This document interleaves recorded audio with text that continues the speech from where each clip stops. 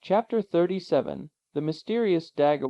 During this time we had left the bright and transparent forest far behind us. We were mute with astonishment, overcome by a kind of feeling which was next door to apathy. We kept running in spite of ourselves. It was a perfect fright which resembled one of those horrible sensations we sometimes meet with in our dreams.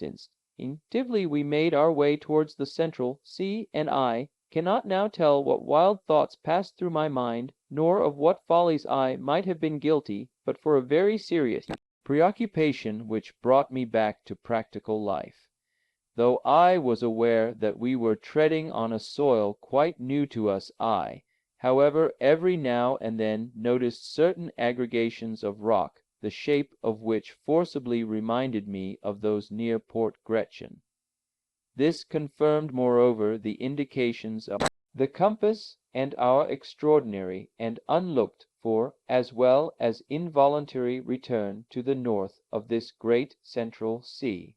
It was so like our starting point that I could scarcely doubt the reality of our position. Streams and cascades fell in hundreds over the numerous projections of the rocks. I actually thought I could see our faithful and monotonous hands and the wonderful grotto in which I had come back to life after my tremendous fall. Then, as we advanced still farther, the position of the cliffs, appearance of a stream, the unexpected profile of a rock, threw me again into a state of bewildering doubt. After some time I explained my state of mental indecision to my uncle. He confessed to a similar feeling of hesitation. He was totally unable to make up his mind in the midst of this extraordinary but uniform panorama. There can be no doubt I insisted that we have not landed exactly at the place whence we first took our departure, but the tempest has brought us above our starting point. I think, therefore, that if we follow the coast, we shall once more find Port Gretchen. In that case, cried my uncle, it is useless to continue our exploration. The very best thing we can do is to make our way back to the raft. Are you quite sure, Harry, that you are not mistaken? It is difficult, was my reply, to come to any decision, for all these rocks are exactly alike.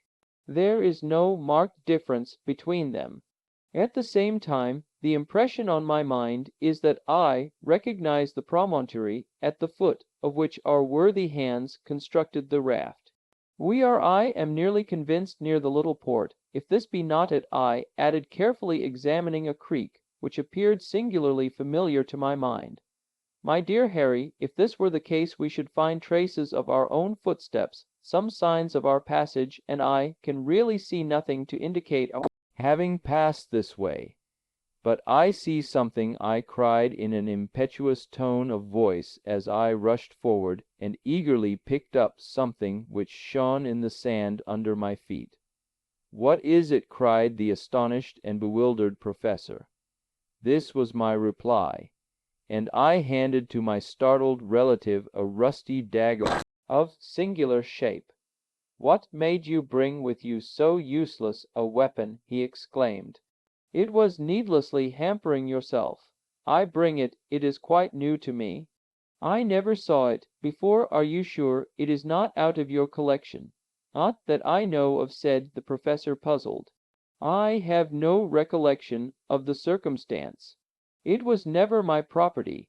This is very extraordinary, I said, musing over the novel and singular incident. Not at all. There is a very simple explanation, Harry.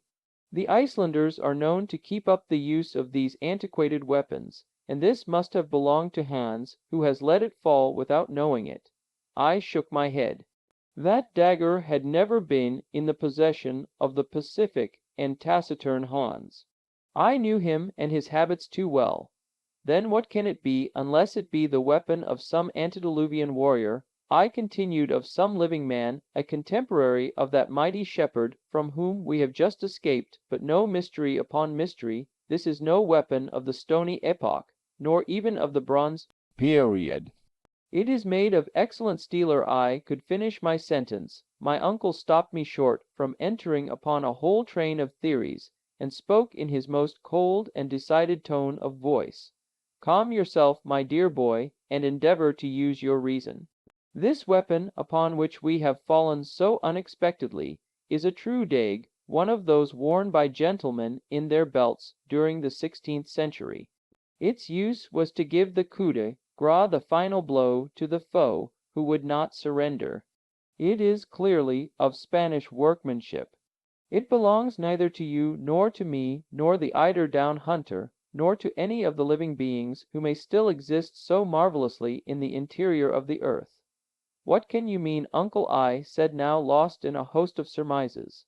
Look closely at it, he continued. These jagged edges were never made by the resistance of human blood and bone. The blade is covered with a regular coating of iron mold and rust, which is not a day old, not a year old, not a century old, but much more. Professor began to get quite excited, according to custom, and was allowing himself to be carried away by his fertile imagination. I could have said something. He stopped me. Harry, he cried, we are now on the verge of a great discovery. This blade of a dagger you have so marvelously discovered, after being abandoned upon the sand for more than 100, 200, even 300 years, has been indented by someone endeavoring to carve an inscription on these rocks.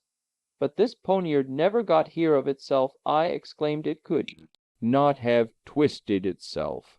Someone therefore must have preceded us upon the shores of this extraordinary sea. Yes, a man.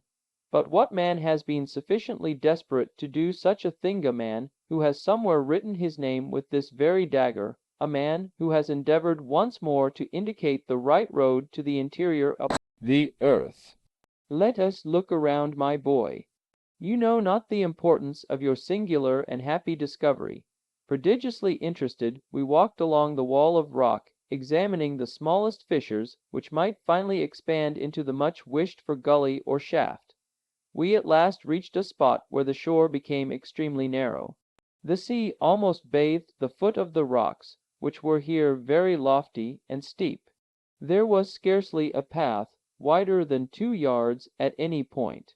At last, under a huge overhanging rock, we discovered the entrance of a dark and gloomy tunnel. There, on a square tablet of granite, which had been smoothed by rubbing it with another stone, we could see 2 mysterious and much worn letters, the 2 initials of the bold and extraordinary traveler who had preceded us on our adventurous journey. A.S., cried my uncle. You see I was right. Arne Saknussemm, always Arne Saknussemm.